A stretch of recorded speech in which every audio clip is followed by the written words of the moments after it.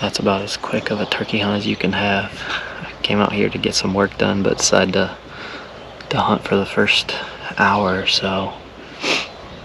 Just happened to pick the right spot this morning. That bird flew right into my decoy. I was running late, and so I didn't even bring, all I brought was a single jig.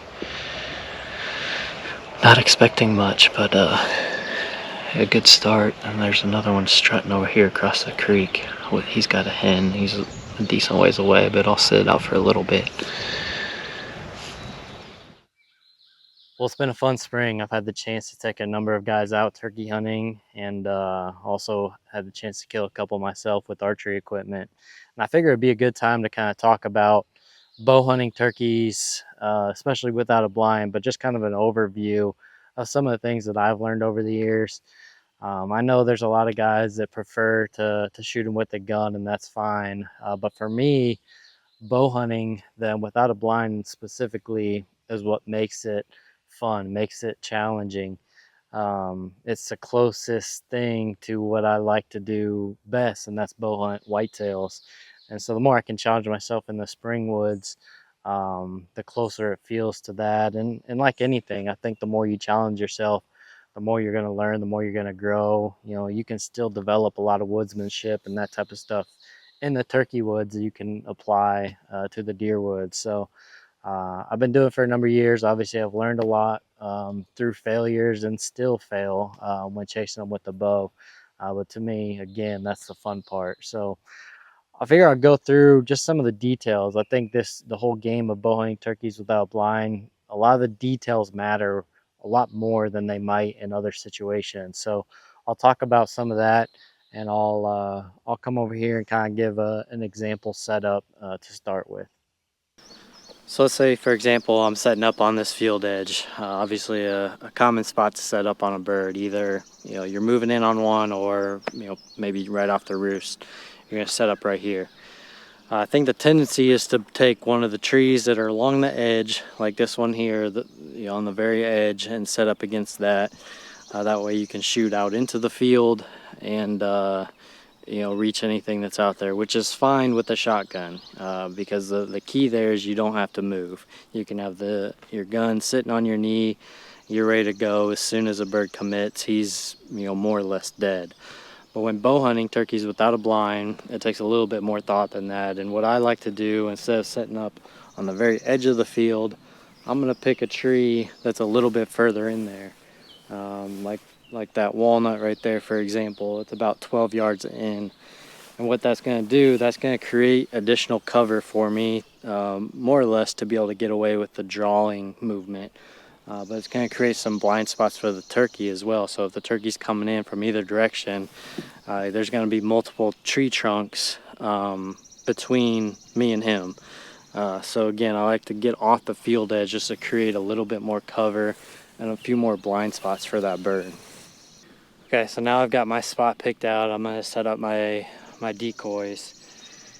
And my goal when I'm bow hunting turkeys is always to create a situation where a gobbler is going to come in and be so mad and focus on this Jake decoy that's going to allow me to get my bow drawn back and shoot him.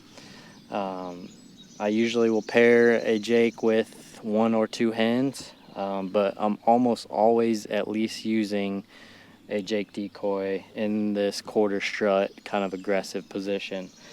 And like I mentioned earlier, the details really matter in these situations. Everything is magnified when you're bow hunting. And so my ideal scenario here is to have this Jake facing back at my setup. So he's facing my setup, and a lot of times what you'll see happen is the tom's going to come in on the front side of this turkey. And a lot of times they are close to full strut to where their fan is going to block their vision. So if you have a tom facing this way, away from you, his fan is blocking his head from being able to see you. That gives you the perfect draw opportunity. Obviously, we're hunting wild birds, and you just never know. But this is how I like to draw it up, at least. I've had that situation work out a number of times, and it is the ideal scenario. Let them create their own blind spot with that full strut fan.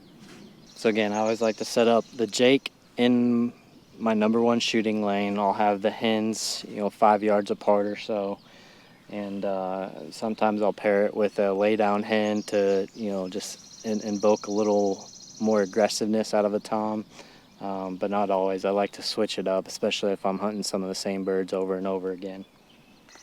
So my decoy's in place, facing my setup. I've got my tree picked out here.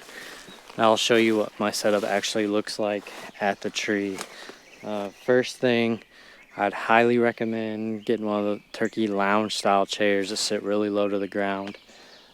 Keeps you low to the ground and hidden, but at the same time you're not on the ground.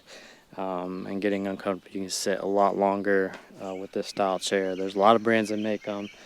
They fold up, easy to transport. So that's number one. Get one of those. And the way I usually have it placed, if you're looking at the tree like a clock, I have it coming off about 10 o'clock. So just off that left side as a right-handed shooter. And the orientation of the chair is almost a little bit less than 90 degrees off that side, so that way you don't want to face your setup and it gets hard to draw. You basically want to be perpendicular to your setup. So that's how I have it with the decoy back over here. Next thing, I've talked about the importance of having enough cover to hide you, but you also don't want to feel like you have so much cover you're inside a blind, or it's going to restrict which direction you can shoot and where you can get drawn back and all that type of stuff. Just for a little bit extra, I've been carrying in 2 or 3 of these fake branches. I think you'd probably get them at or at least some type of style like this, like at arts and crafts store or something. But these ones are pretty nice and lightweight. I usually take 2 or 3 and I can just stick them right in the ground in front of my setup. So I'll take a couple here and just put them right in the ground like that. And that just created a lot of additional cover there.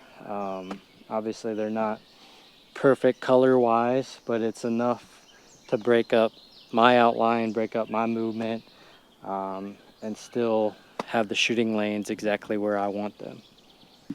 The other thing you could do too, if you didn't want to carry those in or couldn't find them, there's some brands that make this little mesh netting, and you could kind of run that a little bit lower where you could still shoot over it, but run it from a couple branches to help hide your movement too. This obviously is going to pack up a lot better. So a couple different options there. So I'm in my setup right here, comfortable in the chair. I've got my shooting lane. I see my decoy. Keeping your bow positioned in the right spot, not having to hold it and watch it moves around a lot is really important. So I would highly recommend getting some type of bipod setup for your bow. These are the Hoyt Ghost sticks. They work really nice because you can adjust them quickly. But there's other brands of bow sticks available too that are universal. But just something that's going to keep that bow upright and exactly where you need it, because you definitely don't want it laying across your lap or around the tree or something where you're going to have to create a lot of movement to get to it and to get drawn back. With this, my D-loop is right here, and I'm going to be able to take my release and just clip on in very, very little movement. And that way it's here, it's ready, and I'm in a position to be able to draw back as soon as I get that opportunity. Sometimes that example I talked about earlier with that fan going across, as that tom is circling that decoy, you may only get a second or two, so you got to be ready to draw and get back. Once you're drawn and that bird doesn't spook, you have a good amount of time to get the shot off. But that second or two of drawing is where your biggest risk is. So that's your biggest challenge, and I found a lot of ways to mess this up. Obviously the turkey's vision is just so good. There are certain things that can help out. One, we've talked about the cover, but we don't always enjoy hunting turkeys on windy days. It makes it harder to hear gobbles and everything. But windy days are a really good opportunity to bow hunt outside of a blind, just because everything's moving and a turkey's gonna have a lot harder time picking your movement off or your sound or whatever. So keep that in mind. Wind definitely helps you in this situation. And I, again, like, you know, I had an example a week or so ago where, you know, I thought his fan was covered, and I'm kind of watching it in the moment, filming all that type of stuff, and it just wasn't quite there. I started to draw just a split second too early, and he caught me. And that's happened a number of times. But so watch for that. You're not always going to get it. The other thing too, if you have a bird on that decoy, he's very, very focused. Let's say he starts beating it up. That's a good time to come to full draw too. You know, because when he's kind of being chaotic with his movements, you're going to be able to quickly get drawn as well. So just you kind of just start to see situations. You'll probably get picked off relatively often, but you'll start to learn when you can draw. You'll start to kind of read the body language and how intensely focused that bird is on the decoy, or if it's still a little nervous. Just picking and choosing the right time to draw is really the biggest key. Now, obviously, the game is not over once you do get to full draw, but it did become easier. But you still have one important step left, and that's making a good shot. And I think this is where some people probably get turned off with bow hunting turkeys. Is, you know, it's a very small target.